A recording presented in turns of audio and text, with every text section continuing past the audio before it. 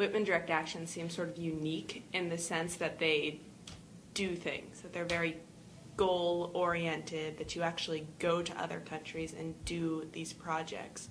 What makes this club so different than everything else?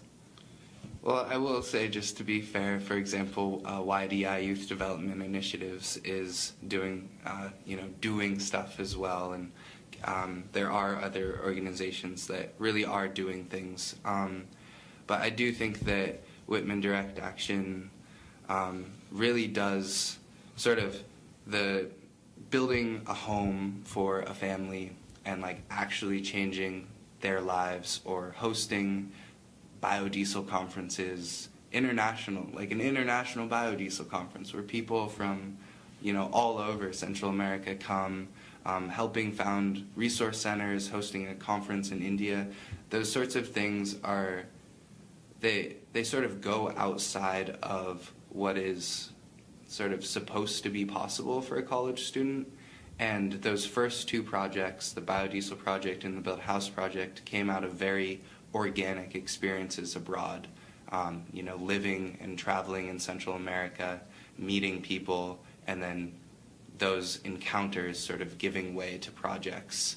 And then from those very organic, intimate projects sort of arose a statement that said, hey, look, we don't need to just be starting, some like small program where we pass out buttons. We really could do any sort of project that we actually believe in. There's a huge horizon of possibility. And I think that sort of proving that possibility of doing, I sort of don't like the rhetoric of larger projects or big things, but sort of along those lines did foster an ethic of, really giving yourself to actually making a substantial change in some sphere of service that people want to involve themselves in. How do you see activism in general on the Whitman campus?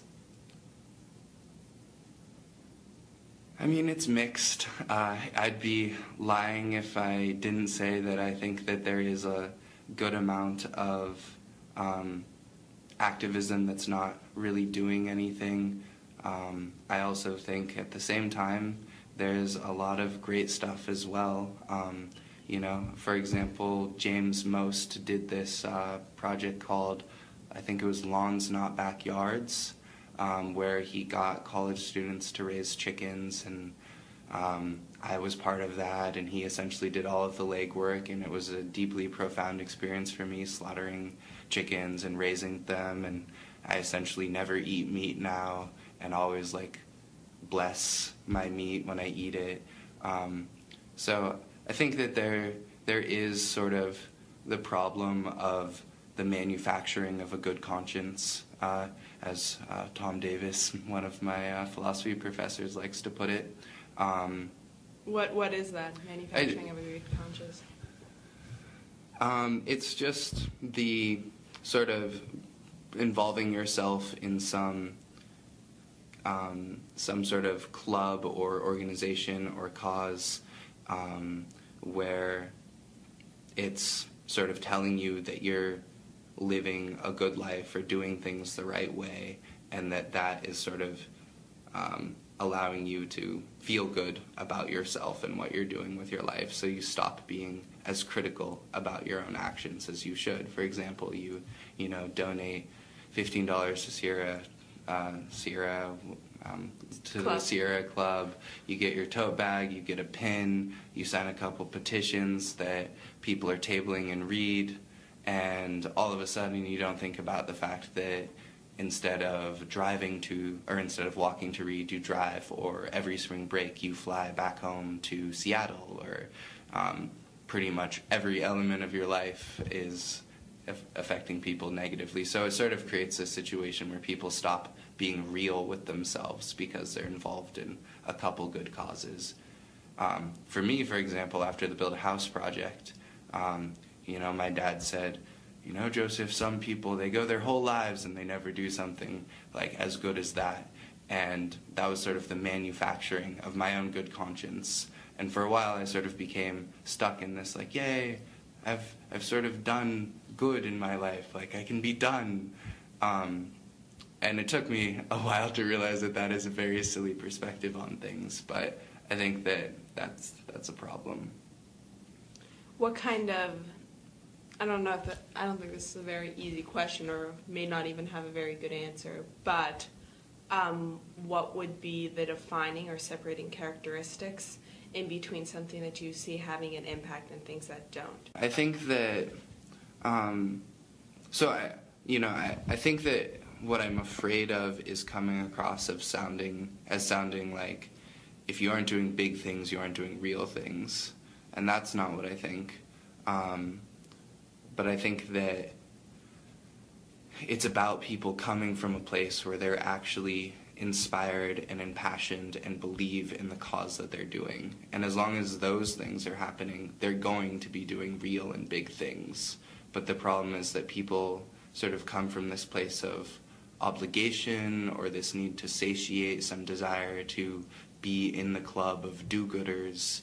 And then when you're coming at activism from that sort of approach, you aren't really, it's pretty unlikely that you're going to do anything worthwhile.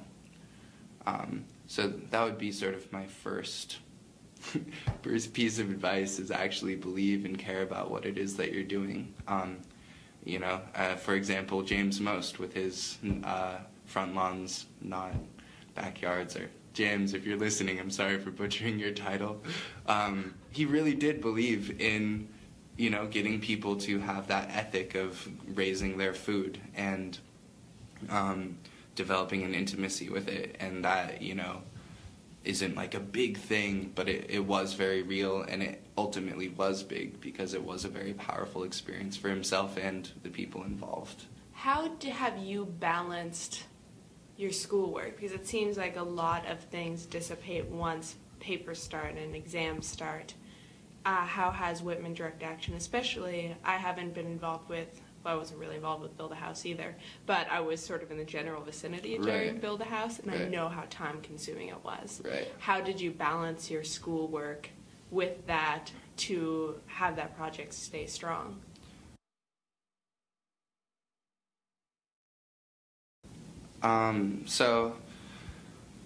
One, professors were pretty understanding.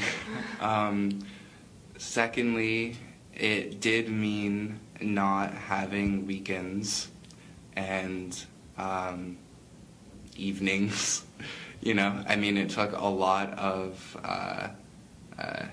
dedication and rigidness in my schedule.